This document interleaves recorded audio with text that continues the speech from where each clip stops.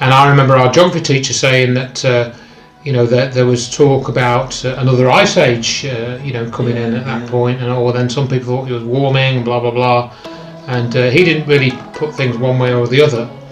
But then we started to get talk of this global warming coming in, probably in the sort of late 80s. And as I say, before then, we were talking about an ice age. And there are other gases in the atmosphere which will enhance this capture of heat, the heat not being able to get away.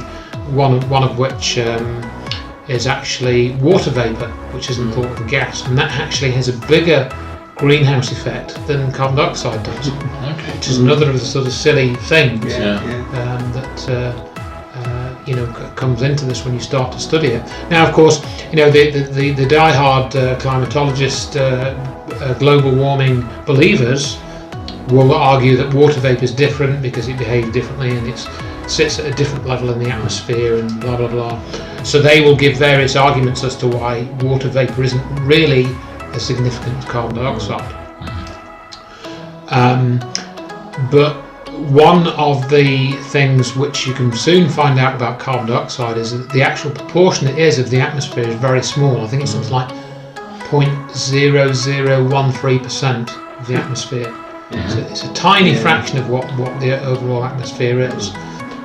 You can look back even in the history books. For example, they used to grow grapes in Britain. I think, in the 17th century. And there's etchings of vineyards, in Britain.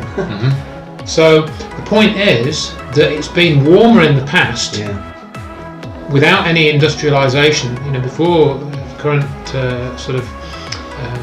situation within the widespread industrialisation that we have. So that means that, let's just say the CO2 warming theory is right, which it almost certainly isn't, from if you study all the scientific data and don't selectively cherry pick it.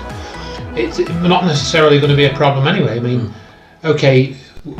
distribution of water may be different in a warmer climate, and distribution of plants and certain crops might become viable whilst others become not viable anymore. So we might have issues like that perhaps if that happened. But again, it's been warmer in the past, and that's all in the records already than it is now. You've had warmer summers. We've also, of course, had the cooler summers. So this idea of global warming then says, well, really, why is that even a problem? What if the globe does warm? Is that going to kill us all?